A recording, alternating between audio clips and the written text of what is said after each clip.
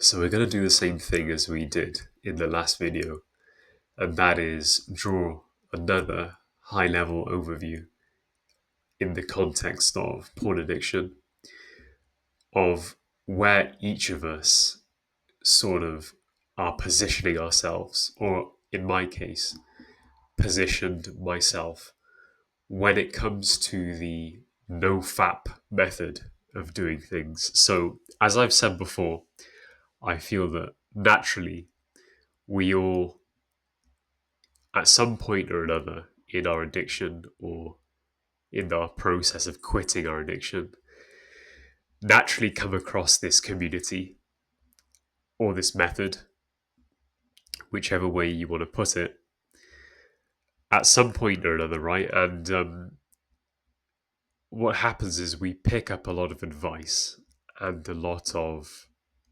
language from this area. And what I want to highlight today is all the elements of that situation where we are setting ourselves up for a hard time.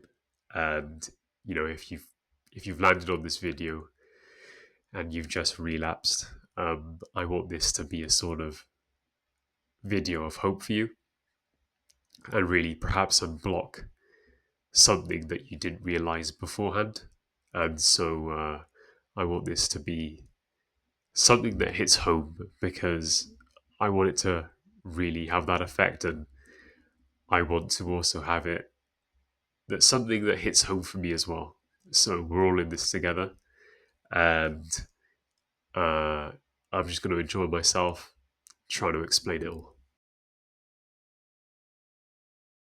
And if you're new here once again, I am Joe, and I was in a full-time porn addiction for about 17 years of my life, trying to actively quit for about 9 of those years, and I'd gone through the whole movie, so to speak, of quitting the addiction of pornography. So I'd been through stuff like NoFap streaks, cold showers, replacement behaviors, putting blockers on my devices, doing self-improvement in order to quit it, even hiding my devices, right?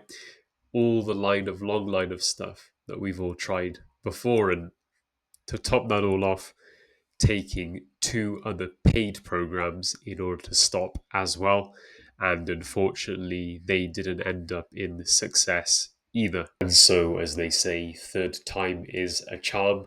I got third time lucky when I met Tom Molyneux and Mary Paulus, who taught me the beyond compulsion method when it comes to quitting pornography. And sincerely, I have to say that, it's given me a second chance at life, and I'm in control of my pornography behavior, and I've never looked back since.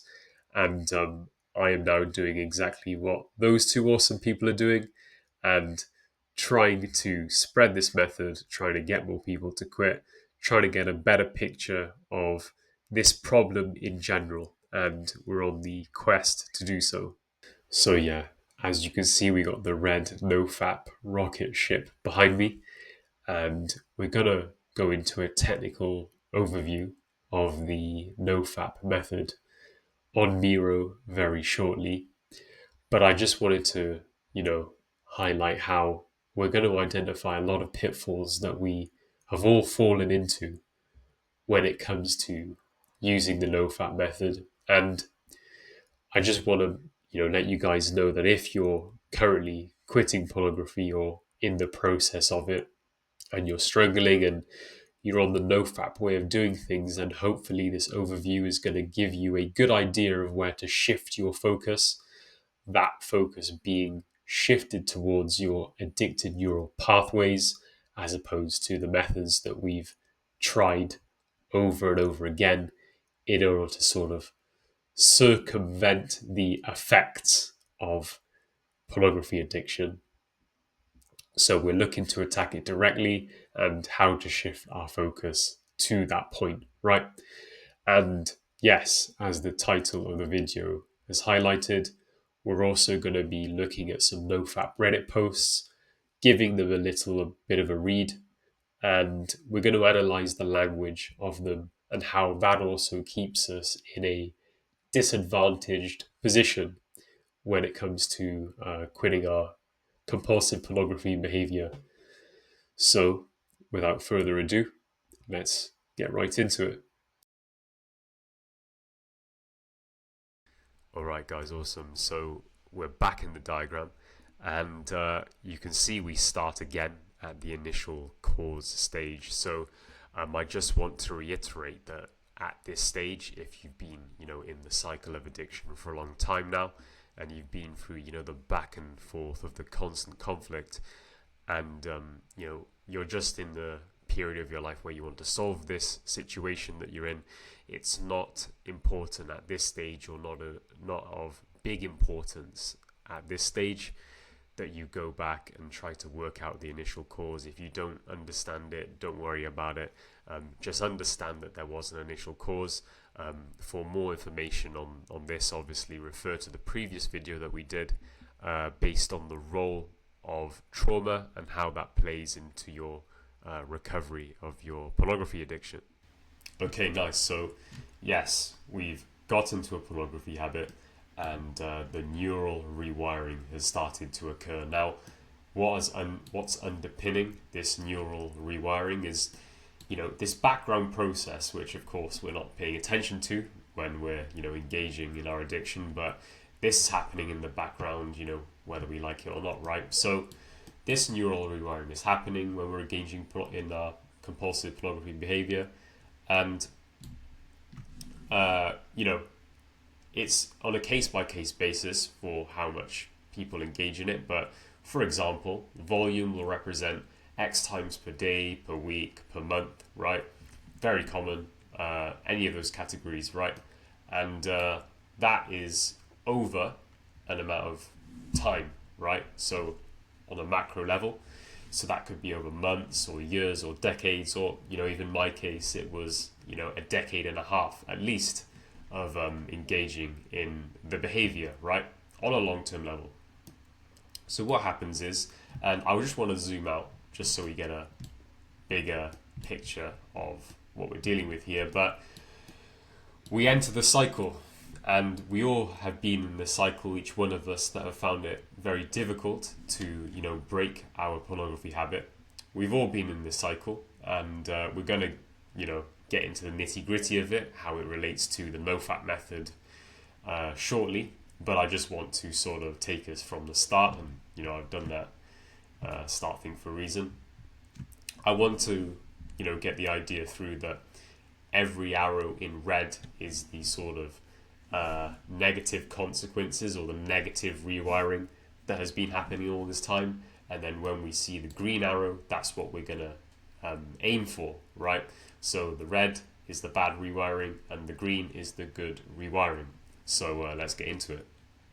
So we're gonna go from the start, and what I hope to know is that at some point along this diagram, you guys will sort of identify where you guys might be stuck, or you might lie in this cycle, and by doing so, hopefully you'll find it useful, and it's going to help you out a lot. So we're going to go from the start. Now, what happens is inevitably, because we've got, as we referred to, the rewiring has been happening, and we now have addicted neural pathways. So the neural rewiring has resulted in, that addiction to a mood altering experience, which is pornography, right? And so inevitably what we're going to be facing here is an urge, or a moment of temporary discomfort. Urges being, the urges that we all have felt before, that feeling of arousal, that flashback to like a scene that we watched, or something like that. It might be something such as, okay, it's a hot weather outside, and there's stimulus around, and you're feeling a certain feeling or a certain smell, and you get what's typically called in the NoFap world a trigger, right? Now I'll get into a little bit why I don't use the term trigger, because you don't need a reason to engage in your compulsive behavior, because the rewiring has made it so that urges and temporary discomfort are part of the cycle. It's part of withdrawal. And so just understand that urges and temporary discomfort are expected in this situation, as you've built a tolerance cycle and an addiction towards your pornography habit, right? So we all face an urge. So what happens is typically we default to a choice of impulse and helplessness because we're feeling overwhelmed by the urge and we don't really know what to do with it, and because we've relapsed countless times before, we're like, oh well, I'm going to give in now, and it's our it's our default response. And I've been there, right? Like I didn't really know how to deal with it because there'd just be some point or another where I just feel the urge is so intense and I'm really compelled to engage, and I just choose to, as we all do, relapse. So at this point, we've all been here, and you might notice that there's a red arrow going up here. Now, I'll cover that after we've gone through the cycle that we're, 90% of us looking at this are already familiar with. So, we've engaged and porn usage happens, however that looks like for any individual person. And, this might repeat over a period of time, but eventually we come to a point where we're like, okay, well, there's so many negative consequences happening. There's shame, there's feelings of hopelessness, there's feelings of, this loneliness, there's feelings of, all these negative sort of connotations about not being good enough. And it really spills out into our lives. It affects our family life, it affects our work performance, our romantic relationships. The list goes on and on and on and on. And, it just sucks to be there. And we're all feeling pretty garbage when we land in that position. So we come to the rational decision, right, we just got to stop this behavior because we can't really, realistically, we can't continue in this manner. And we then think, all right, so we're just going to go with, looking for answers, right? So we come across a lot of different, ways of dealing with it, which I like to call the classic / conventional methods. Essentially it's managing the cause. It's managing the sort of cause of the pain, which is engaging in pornography. So that's a logical take. And the effects of it. So whatever, let's say we've relapsed, what is the best way to manage the aftermath of a relapse? And we can see that, well, I'm sure a lot of us here have tried to manage the effect without any sort of success, at least emotionally, that is. But yeah, I'm pretty sure that we're all going to be familiar with some of these methods here, right? Okay, awesome. So first of all, you have isolation from source. So starting from the left, so isolation from source is where you have a situation where you're removing yourself from the environment where you have pornography, or the environment where you engage in pornography. Now this could be, you go to a log cabin for 6 months, so you're definitely away from any potential to engage. Not a realistic one, but a solution it is all the same. A more realistic one would be not going into your office when you're in certain hours, so you can only enter there from 8 a.m. till 6 p.m. Another form is the device itself, so the laptop or the tablet that you're using. You lock that away at a certain time of the day so you don't pick it up and engage with it. The same could be applied to like non-tech things such as magazines and books.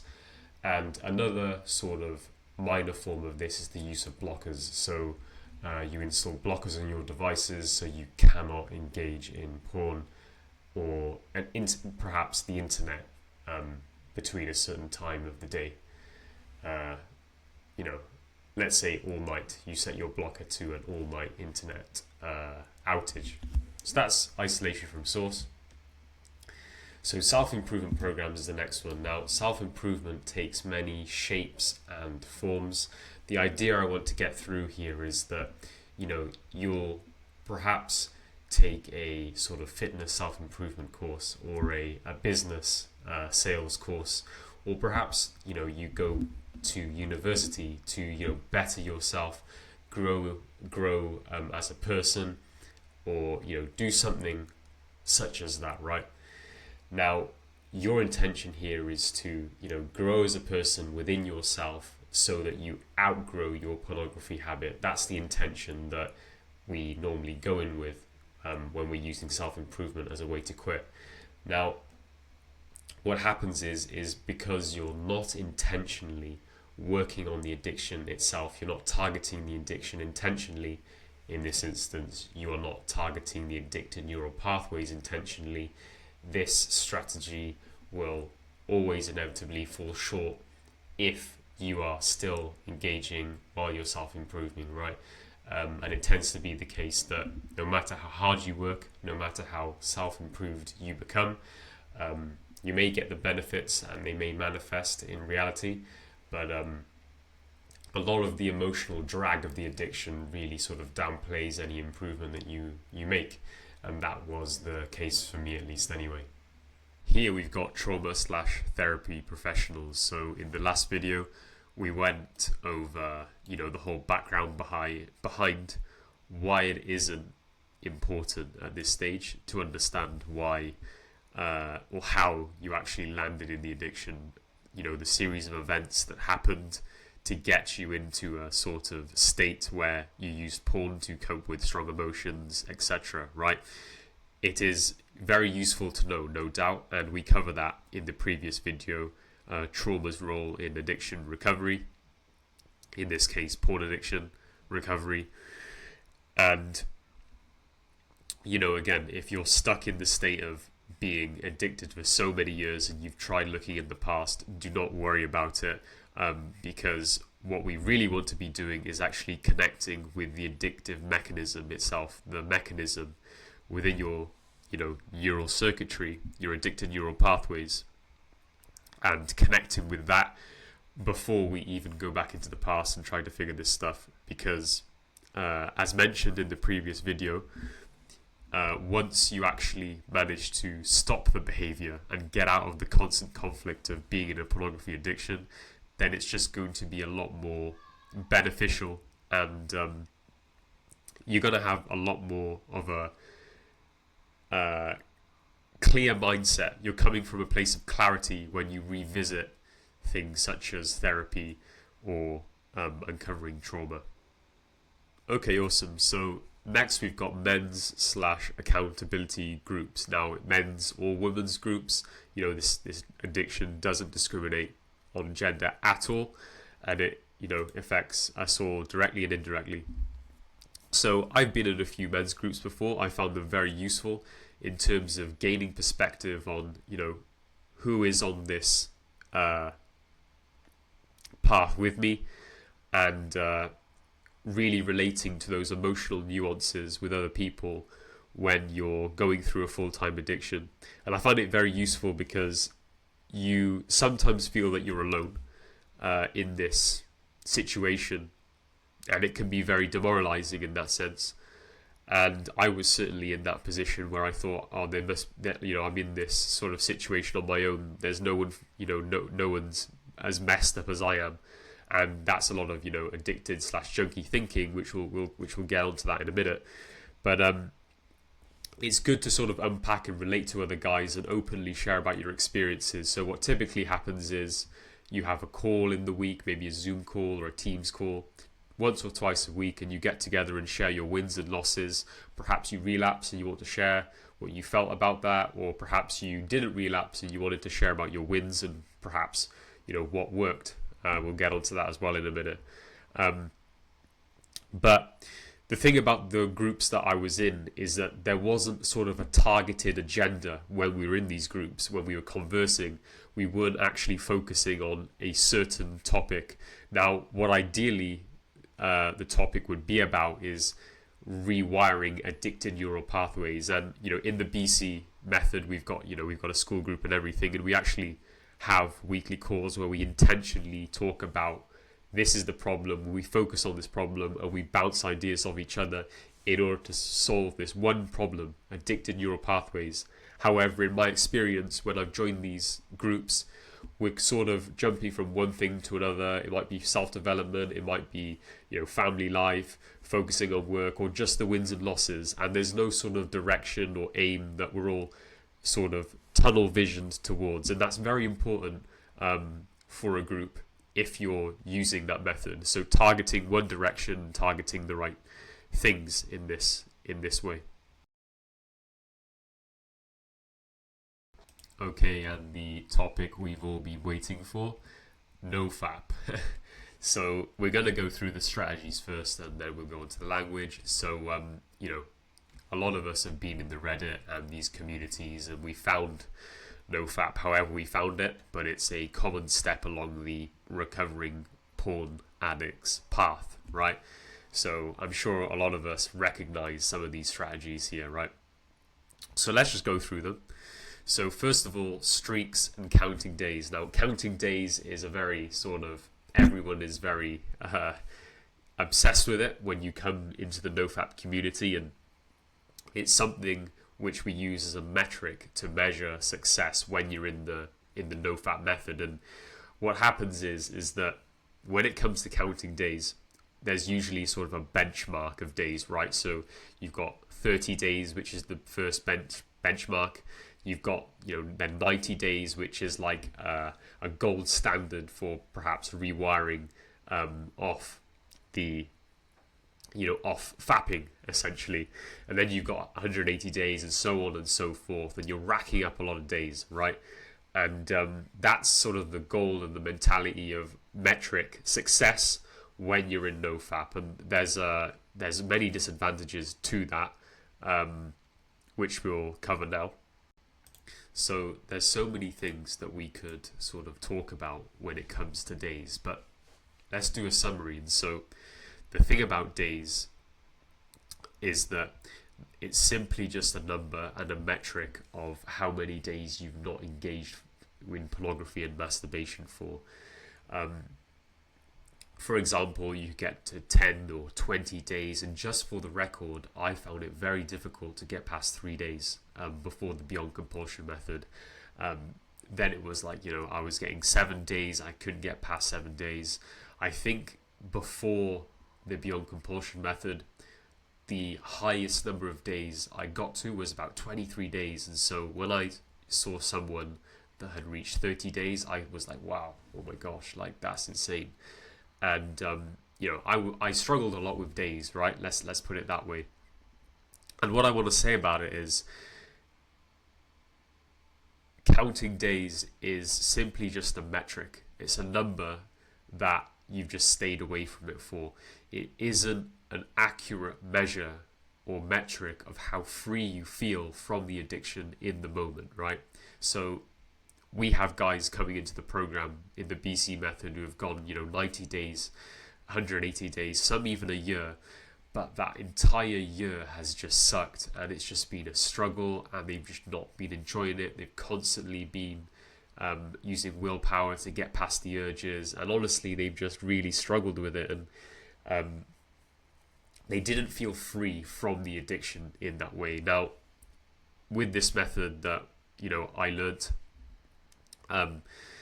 you're able to deal with urges and all these things in the moment and actually have fun quitting. The process of quitting is actually enjoyable and fun, and you actually have a direction and a system in order to deal with everything that gets thrown at you by the addictive part of the mind, right? But if you're just counting days, look, it's not going to be a measure of how free you are from the addiction. You're just counting days. And the other thing about streaks and counting days is, especially when you're in communities and the NoFap Reddit, for example, what tends to happen is you relapse, right? And then you look at a post and then somebody says, oh, I'm 90 days or I'm 180 days, and they make a post about it, right?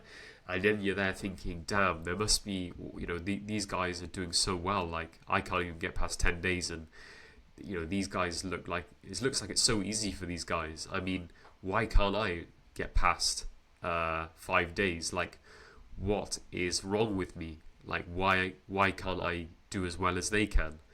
And then that comparison fatigue sinks in. That feeds into the addictive cycle. That feeds into the addictive neural pathways and the junky thinking that happens let me show you quickly, in this red line up here, those thoughts really feed that cycle, right? And it really reinforces the wiring that happens where it keeps you in the addiction, it keeps you in that low mood, and when you're in that lower mood, lower frequency, if you want to sort of use that language, you're more likely to be prompted to engage by your addictive neural pathways. And so, guys, counting days, yeah, it's a NoFap strategy, and it is not underpinned by anything that objective.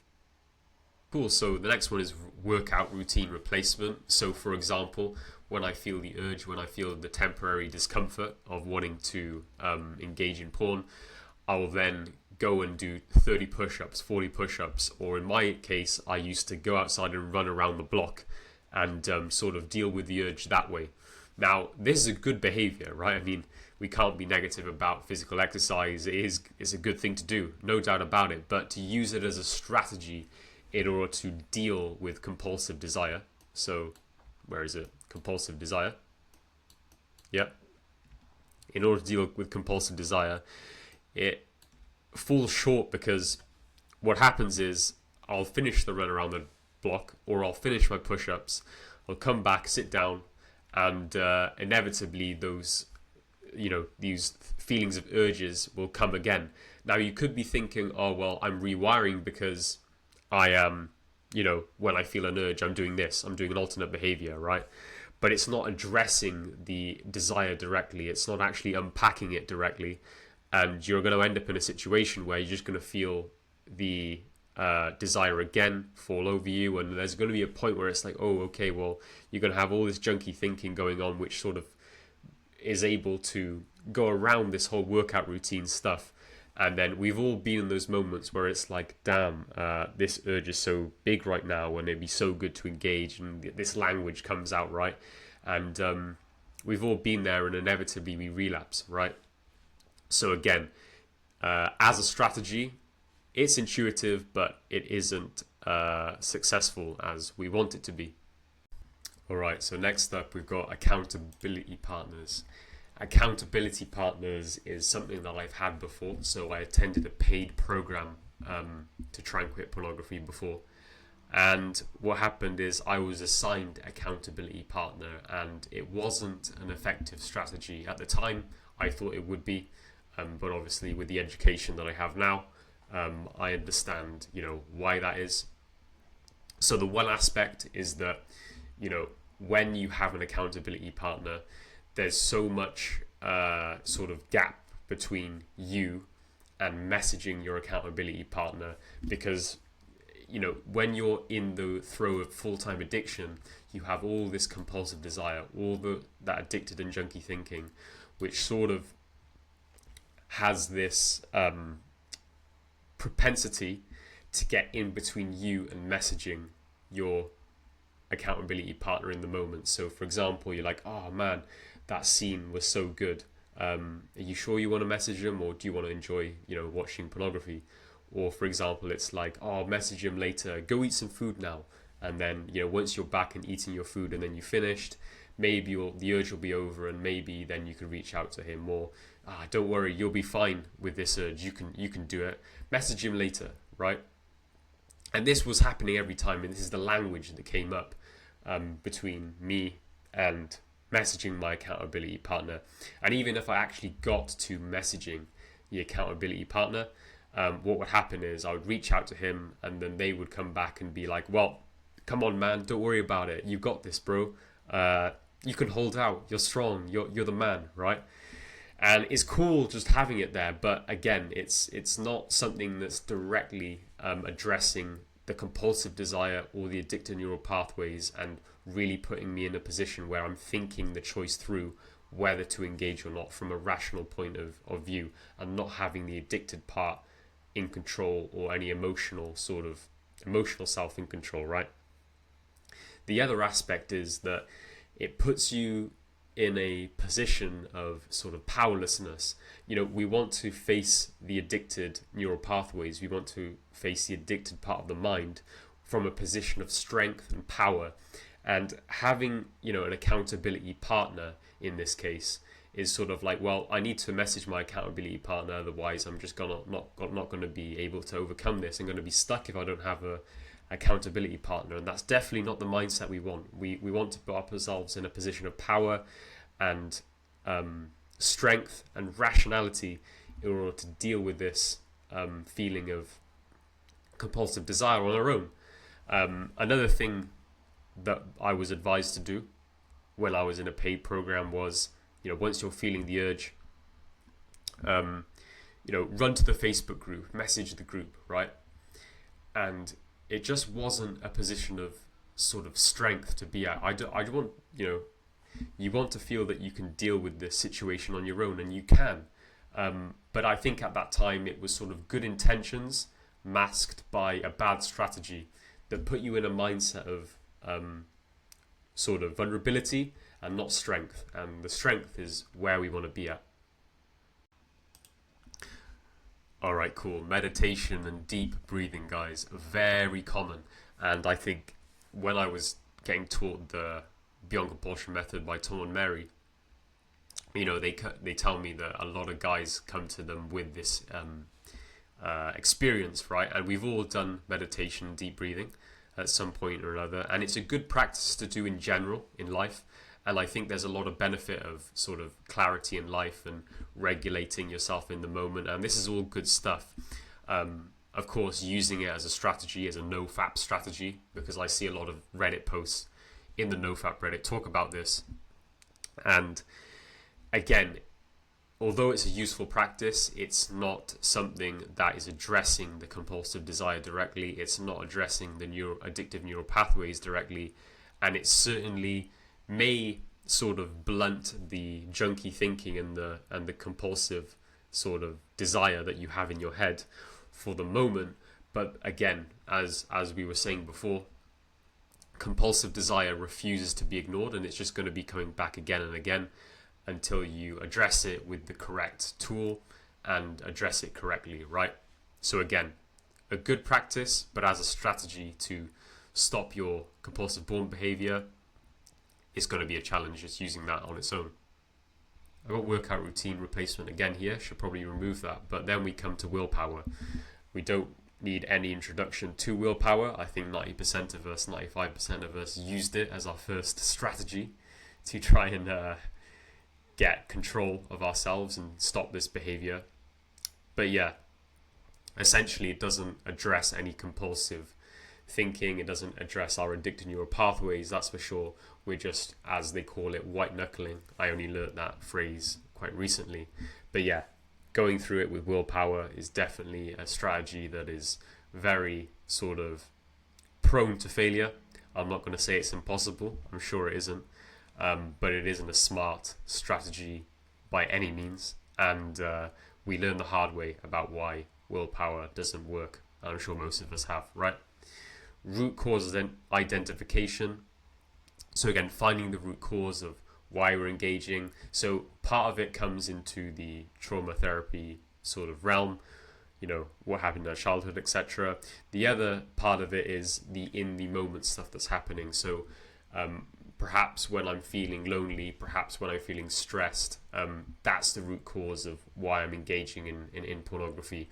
And that could be something that comes up, and yeah, you could have that as a metric that's happening in real time, that, okay, when I feel this situation, when I'm in this situation emotionally, then I will turn to porn to sort of, deal with the uncomfortable emotions that happen.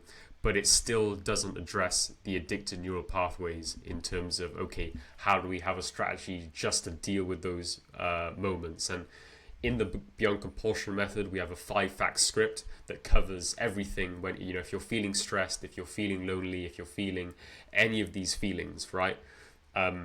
One, it addresses the compulsive desire, the urges, the discomfort of the urge, but it also addresses, okay, well, you're feeling stressed, you're feeling angry, you're feeling lonely at the moment, and what would be the consequences of you dealing with that if you were to engage in pornography? And it puts you in the rational mind and gets you into a thinking of strength, power, and rational thinking, right? And the last one is calendar mindset. So again, calendar mindset is where you, let's say, you started the week, and let's say, well, okay, well, what I'm going to do to deal with this is I'm going to engage in porn every Wednesday, or I'm going to engage in porn just on the weekend, and then I'm going to have 5 days clean, and then just on the weekend, right? And on the surface, that might be a rational strategy of compartmentalizing your addictive behavior. You're thinking, okay, well, I can feel good for these 5 days, but the weekend, I'm just going to let myself off for now, right?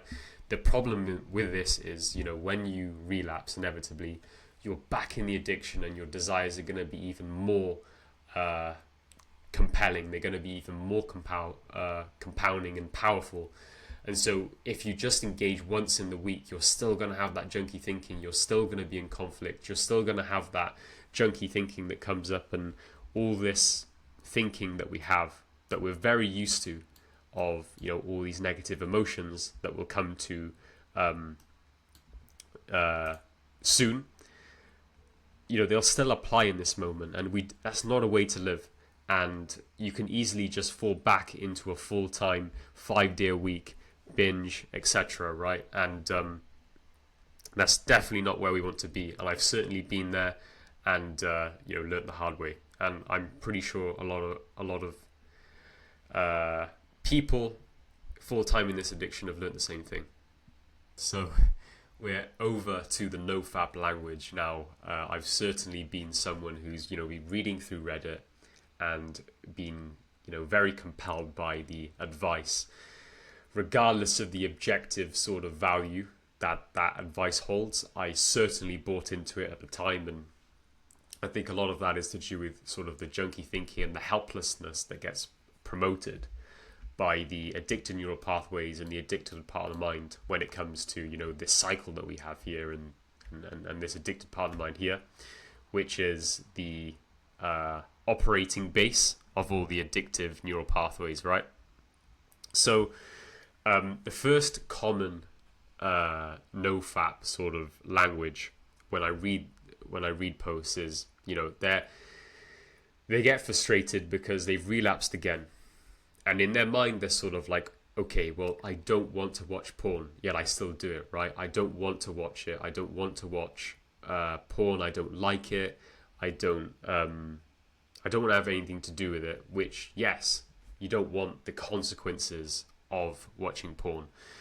But the thing is, if you didn't want to watch porn, you wouldn't do it, essentially, right? Just rationally speaking, logically, sort of deductively speaking, if you didn't want to watch porn, you wouldn't watch it. But the thing is that because we have a lot of shame, perhaps, and we have a lot of guilt of engaging in this, and the nature of this habit is very sort of quote-unquote taboo, traditionally speaking, that is, we end up in a situation where we're actually compelled to believe that we don't want to watch it.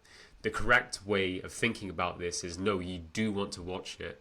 Like, it feels good to watch it, otherwise we wouldn't do it. Like, it's actually in the moment, it's something that relieves the temporary discomfort. It's something that relieves perhaps any discomforting emotions that we had, such as stress, loneliness, etc. So you do want to watch it, you just don't want the consequences. And I thought it's very sort of important to correct that thinking there. So the next thing I want to talk about is the NoFap superpower concept. Now, we see this a lot in the Reddit posts, right? And they'll talk about how, I've gone off pornography for 60, 90, 180 days, right? And so much stuff is coming into my life. And I think people get the impression that if they just don't watch pornography for a certain period of time, things are just going to walk into their life out of nowhere, right? So like a woman will come into their life all of a sudden, they'll walk outside and see a sports car in their driveway, or like they're just going to do well in business because they've just not been engaging in pornography, right? And that certainly isn't the case. Rationally and logically speaking, we have to do work, we have to do a process in order to get something, the things that we want in life. There needs to be a cause and effect to for these things to manifest, right? What I do want to say though is, yes, the confidence and the self-assurance and the self-esteem that comes from not engaging in pornography is very real. And the good news is that when you're using the beyond compulsion method or just dealing with the urges moment by moment, you gain a lot of confidence in yourself, a lot of self-trust in yourself, because you set out to not watch porn, and you're able to successfully go through an urge, process it correctly, and end up not relapsing. And you gain a lot of self-confidence from that, and it's very real, guys. It's absolutely amazing. And I just want to make sure that you guys know that there is absolutely benefits to NoFap, incredible benefits, and they actually come a lot sooner than you expect. I mean, you could have, let's say, and I don't mean to bring days into this, of course, but you could be on like day 2 or day 3, go through this system here, feel these benefits, and that's only on day 3, and already you're just feeling really awesome about everything, right? So you don't have to like wait until day 30, day 90 or anything like that to feel free. You can feel free right away at any point. But that's what I wanted to say about the superpower thing. It's not superpowers, right, guys? Come on. It's simply just the benefits, the feeling of, the benefits that come in the moment of being self-congruent and successfully executing that exercise of being self-congruent and disciplined, and feeling that you set out to do something and you've accomplished it, not engaging in pornography, and feeling good about that, right? And the script in the Beyond Compulsion method, the 5-fact script, which we'll get onto a bit later, is something that really helps you with that and builds that self-trust and gets you those benefits. So benefits are real, guys. Okay, cool. So the next thing is NoFap as a single person, yada yada, etc. The unfortunate thing is that this isn't just something that affects single people, as we all know. I'm sure, going on the NoFap Reddit, you actually see, or I actually see, a lot of partners, a lot of female partners or a lot of male partners that actually talk on behalf of their partner's behavior. And some of these posts can be quite sort of disheartening. And other ones are, very understanding, but they're like, okay, well, look, I just want to help them fix this problem. They've tried so many things. We're signing up to therapy, we're signing up to counseling, all this stuff like that, and they're not what tends to happen is that whether you're single or you're taken, the addiction is an addiction, right? And addictive neural pathways isn't something that sort of changes based on your relationship status. Again, as we were saying earlier, you don't need a reason to engage in your compulsive behavior, in your addictive behavior, and so we can just leave it at that. And relationship status doesn't discriminate. My journey. So I'm on my journey. I'm on my NoFap journey, and you can take it whatever way you want. But I just want to underpin the language here and just say the situation for what it is, right? You're in an addiction, a temporary wiring situation of temporarily addicted neural pathways. You want to get this idea of out of your mind of, it's a journey to get from, point A to all the way to point B in terms of going through the relapses, going through the realizations. It's sort of like, well, every time I relapse, I learn something new. There's nothing new to learn from a relapse except that, you've relapsed again and you're back in the full-time addiction. Like, how many relapses have we all been through? And, we might have learned something new, but we never was able to stop the behavior. And at least I wasn't, until I was able to actually get in control of this behavior using the education that I eventually received. But get out of this journey mindset, guys, and get into, okay, this is just an issue, this is a problem of addicted neural pathways that I just need to solve. They're temporarily wired in a certain way now, but we just need to get them unwired to the desirable state so we can get out of the addiction and stop our pornography behavior. So the next one is X a relapse? I see this asked all the time. Is peaking a relapse? Is masturbation without pornography, is that a relapse? Is watching pornography without masturbation a relapse? Is edging without finishing a relapse? And This would count as an unanswerable question, and it counts as a question that really, it isn't too important, because any of them would count as engaging in a compulsive behavior. And it's most likely that, whatever it's leading to is the behavior that is causing the negative consequences, is causing the shame, is causing the cycle of, addictive, junky thinking. And it's something to not even ask, because what we're focused on here is, again, the important factor of trying to stop the addicted neural pathways from getting in control and taking back control with our rational mind. So the next one is be a man and ... So when you go on the NoFap forums or the communities, you'll typically find some posts that will be like, what kind of man does this? Be a man and just white knuckle it, or do it for your future as a man, sort of thing. And these comments and these posts are probably done with good intentions in mind, and then sort of it's meant to be geared towards good messaging, right? And that's totally cool. But the thing is that when you're in a full-time addiction and you have addicted neural pathways, it doesn't matter how much masculine behavior you're exhibiting in the moment of discomfort, or what your intentions are and however masculine they are, eventually those addicted neural pathways will evoke that relentless compulsive desire that comes through, right? And if you're not equipped to deal with it, it can sometimes put you in a position where it sort of overwhelms you, and you relapse again, and then you go back to these posts and you think, I'm just not man enough, I'm just not good enough, and you get into this cycle where the addicted neural pathways are fed more of this belief, and that they're fed more of this junky thinking, and you're back deeper in the cycle, and it really just becomes a mess.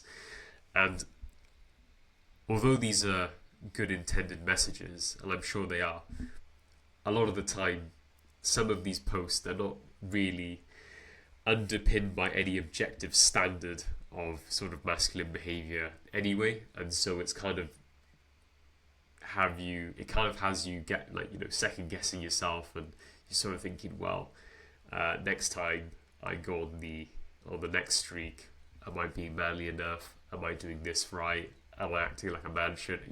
And it gets you in very unanswerable question territory, right?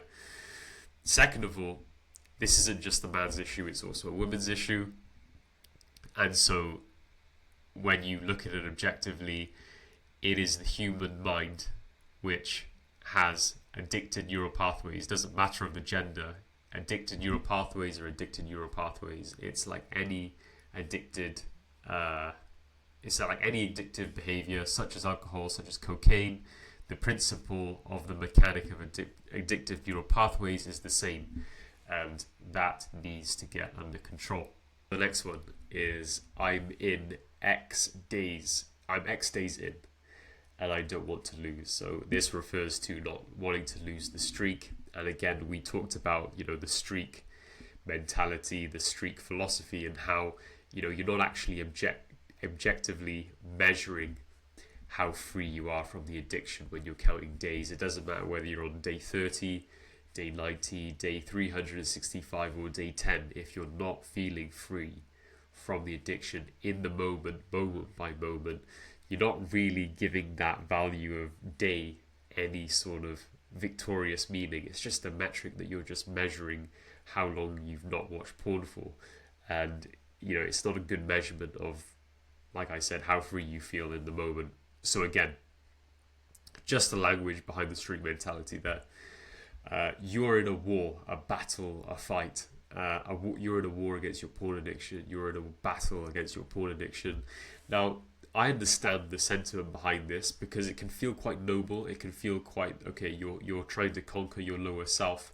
And you can see a lot of value in that, and a lot of a good cause behind that language. But again, the language here is implying that your porn addiction is something that you actually have to fight and struggle against, and feel quite at times helpless, and you feel helpless, and you feel like you have to muster so much strength and willpower to sort of beat this thing. And it's the language that's getting you in that sort of position, right? And is getting you in that emotional sort of wavelength where you're feeling that this is like a big beast trying to threaten you. And I've been there before. I've called my porn addiction, like a big beast that needs to be beaten. And this is one hell of a monster that you've got to face. And again, the language isn't helpful here. And the reality is that with the right tools, you don't have to feel that you're in a war. You don't have to feel that you're in this big fight. And don't get me wrong, rewiring new addicted neural pathways, even with the right tools, can be challenging at times, and you have to sit with some discomfort. But that doesn't have to be a grueling process. It can be a very rewarding process, as long as you just know what to do. Like, as long as you've got a system in place and how to sort of deal with this stuff when it comes up. You don't have to be viewing this thing as a fight or a war, or your addiction as this sort of beast, right? So it's a language issue here. The next one is, I'm super triggered right now. Someone chat ? So this goes back to the accountability partner situation pretty much. And I understand this perspective. I've been in this perspective, because you don't want to go through this alone, and you want someone to talk to in those moments of difficulty, compulsive desire and urges. And you feel that reaching out to someone is the right thing to do, because you've been told that accountability partners help, and you've told that don't go through this alone. And these are, true statements. You don't want to go through this alone. You do want to seek help, but when it typically comes to the NoFap community environment, you're reaching out to someone who will just eventually just tell you, "Oh, you've got it, bro. Don't worry about it. You'll be fine. I'm here for you when you need me. Just be strong and get through it." And you message them again, it's the same thing. And inevitably, because of the junky thinking involved, and because of all these this compulsive desire coming from the addicted neural pathways, which you don't have a system to sort of deal with and manage, you eventually end up relapsing. And then you have extra sort of junky thinking and addictive thinking, which will tell you, "Oh, well,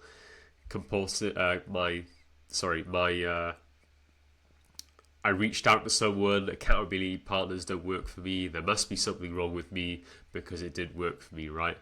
And this is the sort of language that you don't want to get into, because it just makes the addictive cycle, or so to speak, the addicted neural pathways, more comfortable in getting you to engage the next time.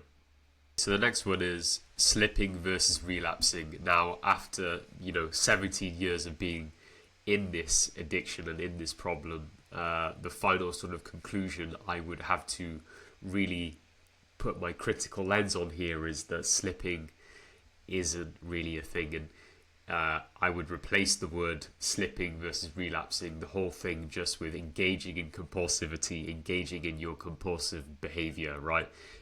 When you're slipping, you could say, "Oh, I slip because I'm peaking. I slip because I'm lingering on some Instagram feed or some Twitter feed, and something came up, and you're there engaging with it. You're still there engaging with it because you're very prompted to engage with the addicted neural pathways activated, or an active addiction, for example, especially when during withdrawal, when you're in a situation where the addictive neural pathways are invoking compulsive desire in order to get you back into the addiction, which it naturally should, because your brain is just temporarily wired that way. It's looking to seek that mind to mood altering experience, and of course it would, because you've got addicted neural pathways. It's just how it's naturally wired right now.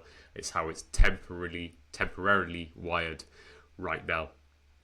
So this thing about slipping doesn't exist as far as I'm concerned. And since learning the Beyond Compulsion method, it's simply just engaging with your compulsive behavior. And relapse is relapse, right? Relapsing is part of relapse. Engaging in your compulsive behavior. All right, and this last one really grinds our gears in the BC method, and I think me personally, I find it very perplexing because, first of all, there's no evidence to sort of support this claim. It is because you have no purpose, and the problem is it's platformed by very big platforms we see on social media, and of course, NoFap is no exception. And I've been through two other paid programs before the BCA, Beyond Compulsion Method. And in these two other ones as well, I was meeting people who are very intelligent, very well put together people. You got doctors, you got lawyers, computer professionals, people in the arts, musicians. You've got very religious people who have got a lot of meaning in their life. They're leaders of their community and they go to missions to other countries to help people, build charities, feed the needy, build communities to help these people. And there's just so much rich meaning in their lives, and what they all have in common is a full-time pornography or sex addiction. And I've also been in recovery groups with very famous people. And it was quite crazy when I actually joined it because, like, damn, I didn't even expect to see this guy here. But by all objective standards, they had a great life and they had great sort of routine meaning outside of this problem that they were in, right? And so it just doesn't fit with whatever this narrative is saying. And I mean, if you want to take it a step further,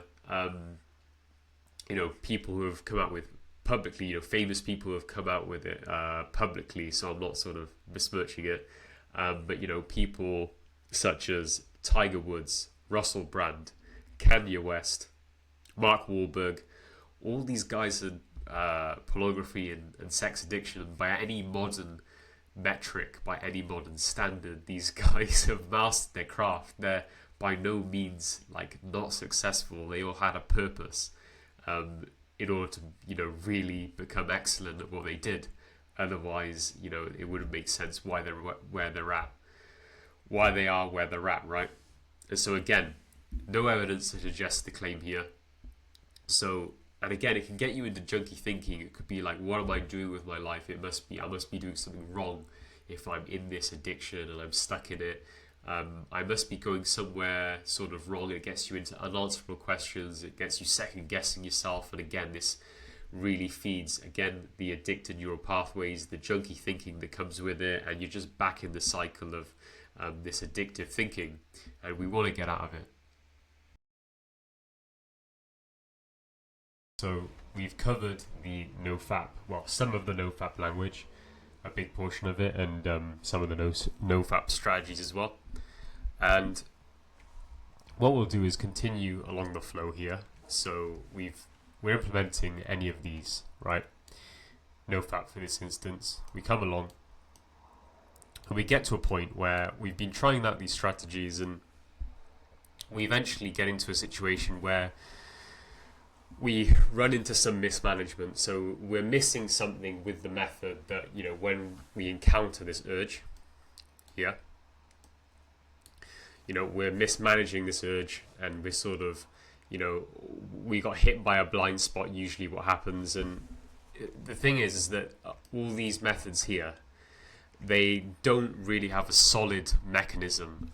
They don't have a solid underlying foundation that allows us to deal with addicted neural pathways, because the addicted neural pathways, once again, are going to invoke compulsive desire, and that compulsive desire refuses to be ignored unless you address it directly. And of course, these are indirect strategies of addressing it, because they try and manage the cause, or try and manage the the effects of after you relapse, you execute one of these as well. So they're just managing cause and effect, but they're not actually trying to directly address the direct mechanism that's activating all this addictive thinking and the addiction itself, which is the addictive neural pathway. So we get to here, mismanagement of a managed addiction, because essentially when we're in NoFap, all we're doing is managing these symptoms. We're just managing the addiction, managing the effects of the addictive neural pathways. And it leads into eventual willpower, because you just get to a point where you're like, right, I'm just trying so hard to hold on. I'm trying so hard to hold on to my days streak. I'm on 90 days. I'm on 10 days. I'm on 3 days, right? And you're just holding on to it, and eventually 1 or 2, 3 forms of junky thinking come in, and you'll most likely relapse. And yeah, we've all been there before, so we engage relapse once again. And so what we're going to do is we're going to take the red arrow this time and really explain the sort of cycle, the mental conflict that we are very used to after we relapse. So that's going to be what's going to that is going to be what takes place, right? So we came across this red box in the last video, which was trauma's role in porn addiction recovery, and we see this name here, addicted part of the mind. Now in the BC method, we use the name addicted part of the mind to give an umbrella term for addicted neural pathways and their junky thoughts, right? So this is what we mean by the addicted part of the mind, and this is responsible for the constant conflict, the constant cycle, the relapse cycle, right? The cycle of, on and on and on, or, something we've all felt that we've really struggled to get out of at some point. And the addicted part of the mind is sort of the powerhouse for this stuff, the addicted neural pathways with the junky thoughts, right? And we've all had these ones. All of these ones that you see here are very common, right? Very common. So I'm just going to talk from my point of view. I had lots of like explicit flashbacks of images, videos, and media. We're talking about pornography media. So where there was a scene, I'm like, man, I'm gonna go watch it. Oh, well, there must be loads of other videos like the one I watched the other day. I better go back to that site and look for some more, right? Very common thoughts that we have when we're full-time in this addiction. Shame-based thinking is another one. We let a lot of shame root itself, in our lives, and it really affects us to a really deep level, because that self-esteem does take a hit, and it goes into other areas of our life. And the shame of not being able to stop, not being able to quit, the shame that comes from, okay, well, one last time, this is going to be a final time, you make that promise to yourself, and then you end up relapsing, and you don't trust yourself, right? And so it really affects us. And that ties into this feeling of hopelessness and helplessness, thoughts which will say, I don't know how I'm going to get out of here. I don't think I'll ever be able to quit. Hopelessness in the sense that I'm going to be stuck in this for life. I'm not going to be able to break out of it. So common thoughts like that, with a lot of us felt those thoughts before. Depression, I'd say that's a package term with all of this stuff. You're very accustomed to pornography addicts who do feel depression, and so that would make total sense. Not feeling good enough, back to this one. But yeah, guys, that was one with me, it pretty hit. This one hits hard, pretty home with me. Just not feeling good enough to move on with my life, because I haven't sort of solved this problem.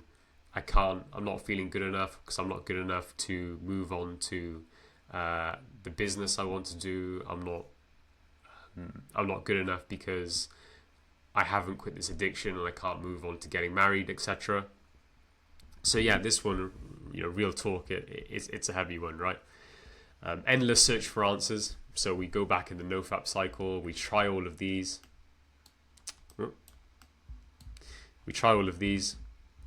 And go through the language and try all of these as well. And then we try many more methods, and we're thinking, why doesn't any of this work? What is wrong with me? I must be a lost cause, right? That kind of thinking, right? Hopefully junky thinking is making sense at this point, right?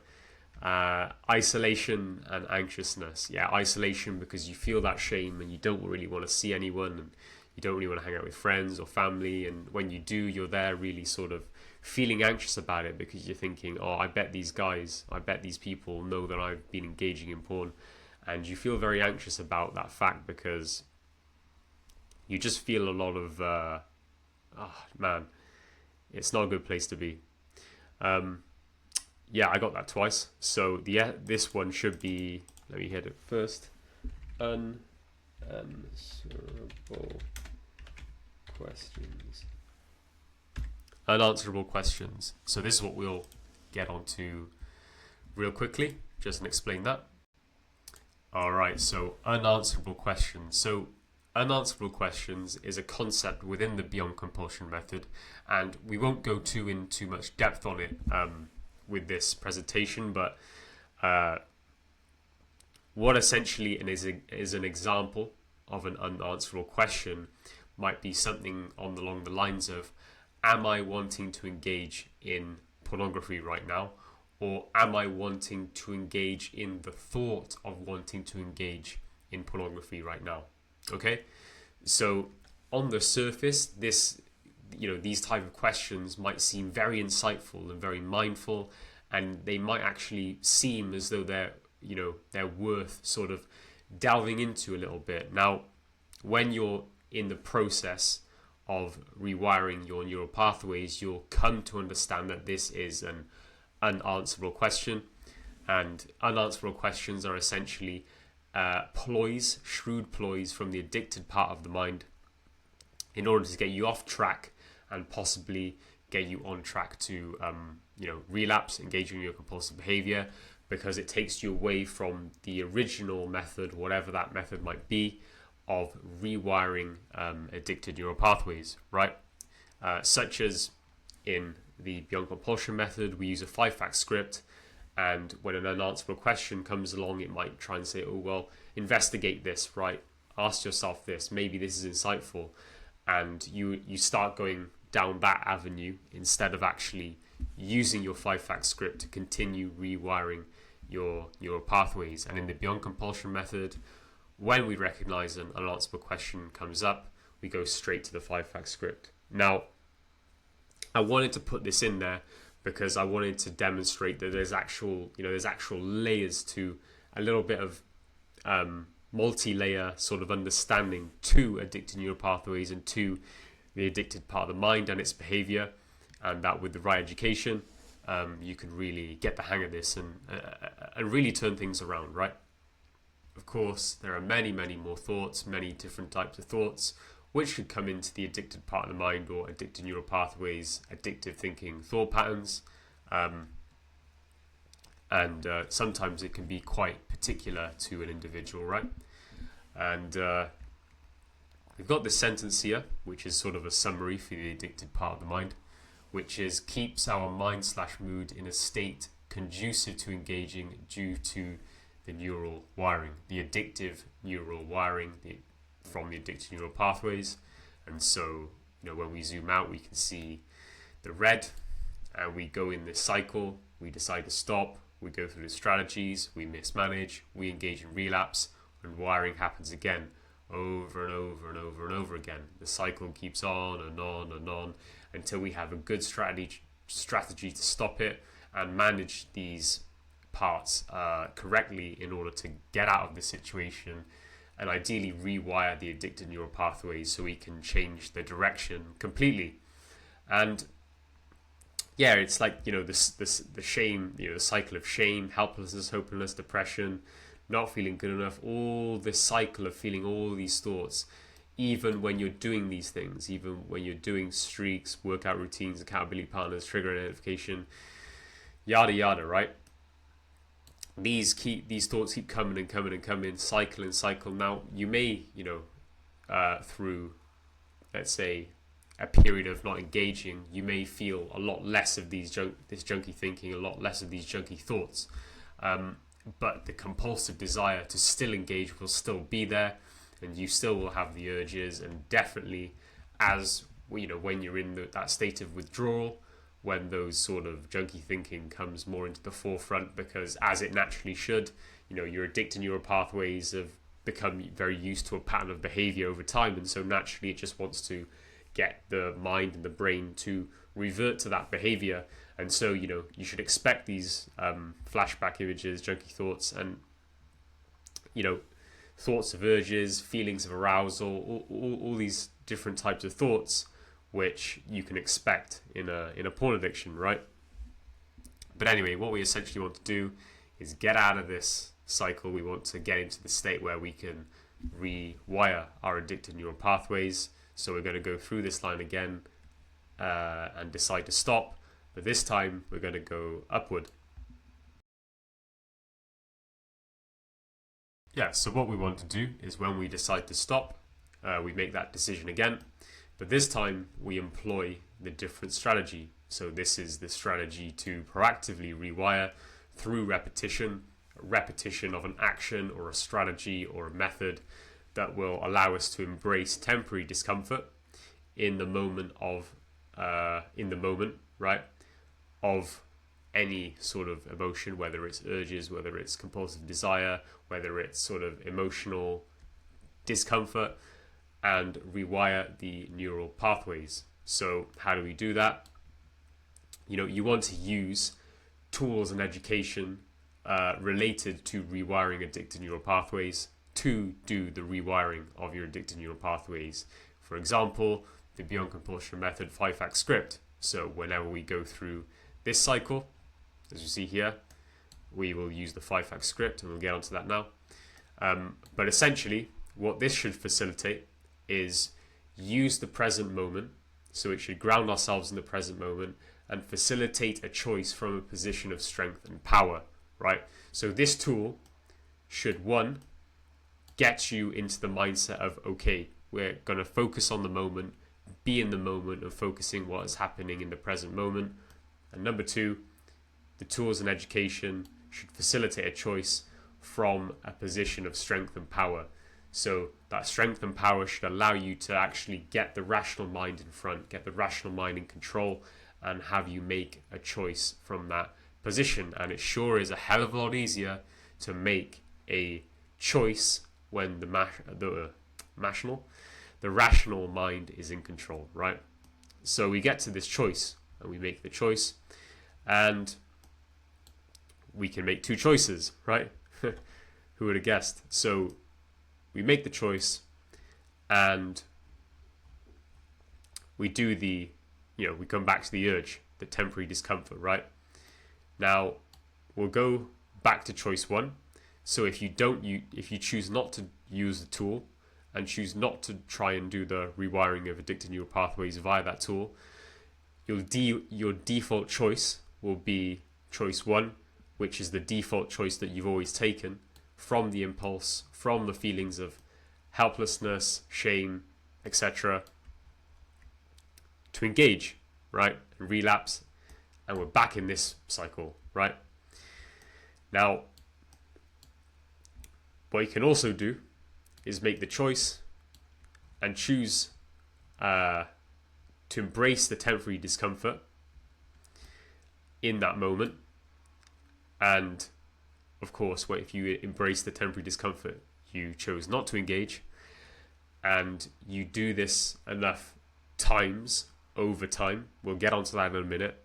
But let's say we make the choice to not engage, we'll feel the benefits of confidence, self-assurance, cease of constant mental conflict, getting yourself into a mindset of being more spontaneous in life and really feeling, joy in the moment of that life, because you're in the present moment and you've overcome an urge and you've overcome discomfort and you're feeling really good in that moment, right? And increased enthusiasm for life. And essentially, these things are the opposite of a lot of these things that we feel in the red zone, right? Which is amazing. And like I said earlier, these benefits, every time you choose to not engage via using the tool that helps you make the right choice, the benefits come a lot sooner than you think they do. The benefits can come a lot sooner than you think they do. You don't have to wait 30 days, 90 days. It just compounds over time. It compounds over time like a savings account. And, this is what I'm saying. Volume over time works here as well. So like it worked to rewire here, X times of masturbation per day, X times of pornography a day, or week or month, etc. over time, months, years, decades. The same thing here. You're making this choice over and over and over and over again, you're gaining these benefits over and over and over again, and you're rewiring those addictive neural pathways. And over time, remember I said we want to get into a position of clarity, before we try a lot of these strategies down here. Well, over time, you'll be in a better position of clarity and a lot more confidence and a lot more clear-headedness in order to go back to these strategies of generally going to therapy, reading, journaling, and all this stuff, which is really good. But you're just coming now from a place of clarity and not being in a full-time addiction. And I hope that this sort of section of the video made sense. And hopefully somewhere along the lines of here, you might have spotted, a part that you're on. And I know how it feels to be in this situation. I know how it feels to be in this cycle. And getting help for this stuff can sometimes feel really overwhelming.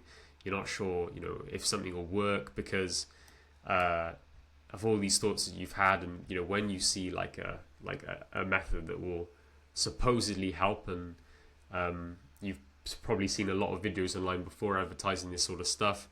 I know how it feels to be there. Like I said, I've been through 2 big paid programs before which didn't work, and I've really felt the pain there. But I was, luckily somehow I didn't give up on myself, and I landed in the right mentorship here.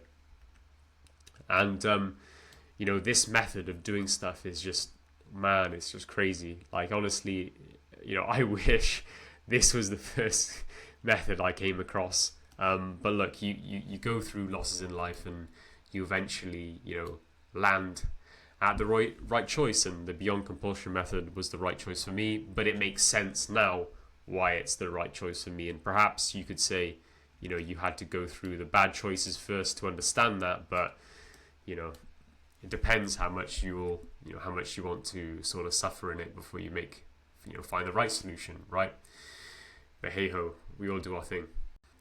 And I just thought I'd mention, I'm only one part of the success story. Like I have the podcast that I did with Tom here, Tom being the coach, and Mary here being the brains behind the operation, the head coach as well, being in the the business for 35 years of addiction treatment. But there's plenty of guys just making it work for themselves, and I'm only one of the relatively recent ones that have come into the method. But there's just plenty of stories to just read and understand that it really freaking changes people, man. And it's a really different way of doing things, and a more objective way of stopping this compulsive behavior and porn addiction and stopping that cycle. And I also understand that a lot of people, this is a sensitive issue, and it's not a matter that people want to be sort of coming out with, or they want to keep it confidential. And this service is built with confidentiality in mind, because I came into the program thinking that I would be, I just want to get on with it, get this problem sorted in my life, and really keep it a secret, because I felt so much, so much residual shame about it, and I didn't really want to be known like that. But no, I mean, I just came into this position now where I'm just so past it all, and I'm just really, you just got to understand I've been in this problem for so long, and now I can actually see that there's a method that works and got me out of this, and it's something I can fully back. And so now I'm here trying to spread it. But yeah, just if you're wondering, it's completely confidential, and it's built with that in mind. And so guys, take a look. And I promise you, it's never going to be a waste of time for you, and it certainly wasn't for me. I'm very grateful for everything that's happened.